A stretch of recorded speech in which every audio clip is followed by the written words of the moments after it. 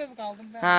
Mən çox bəyəndim, həddindən artıq mükəmməl, adrenalin, Hə. mükəmməl. Yəni hələ başlamamışıq, o dünyanı görüb gəliblər.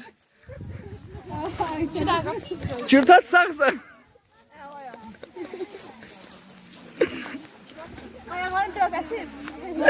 Amma ayaqqabımı əymişdilər, Allah'ın dostu. Kasım da giymişəm, nigar. Məsələ dedi. Həm qolma bax, qanıyır. Evi yoxdur, böyüyərsiniz. Ayda, həm də buramdır. Mən bir dənə buramda pis yandırır. Siz indi görəcəksiniz.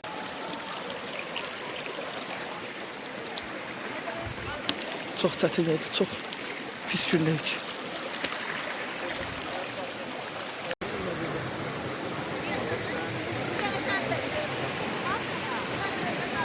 Getmək çox çətindir, ona görə yarı yolda pəs etdik. Çünki həqiqətən çox çətin yollar var. Çətin dəyişət.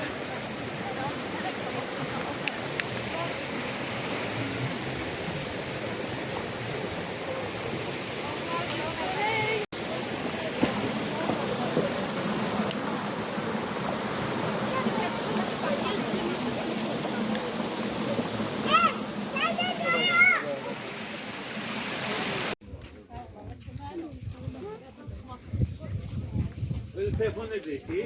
Buradan ilişi verdim sen. Bura bak. Biz çayı o qədər çox sevirik. Terasda da oturub çay içirik. Ayrı sanımız var. Terasda oturub anladın mı? Yəni terasda çay içmirsən terasda? İçirəm. Da. Əl eləyin. Yıxıldım. Anne geçen arkada da kız var.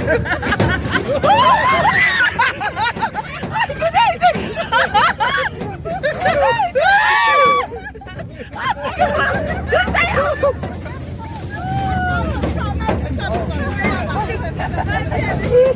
Ay Allah kaç elli değil abi.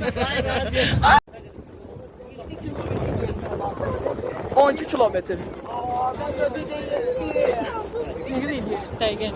Yarım saat. Biraz kışkırın da ne olar? Ay sağ belə. Firuze hara gəlmişsə dünyanın axında. Qəşəng yerdə. Həmiyəcəm ya. Fərqli yerə hara gəlmişik, biz Bərzana gəlmişik. Lezirana gedirik. Belə bir şey.